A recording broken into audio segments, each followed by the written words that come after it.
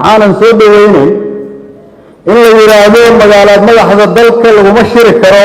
oo amni ma aha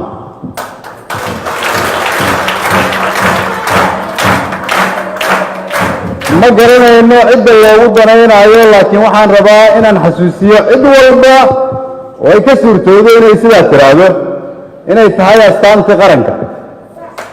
inay tahay magaalo dadka Soomaaliyeed oo dhan meel walba ay joogaan ay gacmahooda ku wada dhistaan inay tahay magaalo aan qolo lahayn ay tahay magaalo Soomaaliyeed inay tahay magaalo madaxdii qarannimada ummadda Soomaaliyeed inay tahay xaruntii dawladda dhexe iyo baarlamaanka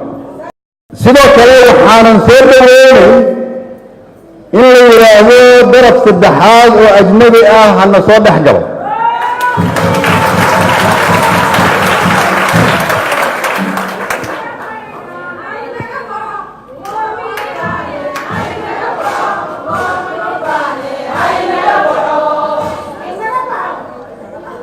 daraf saddexaad waa dhaqankii aan soo baranay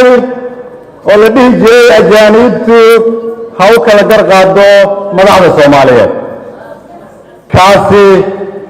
waa la soo dhaafay annagoo marka ka shaqayn doona wax walba oo keeni kara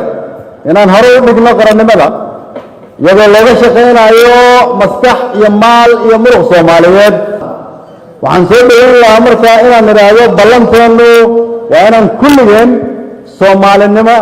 dalkeenna u wada dhisannaa waxaan leeyahay markaa kii ka dhinto dhibka diido dhaxal kuma leh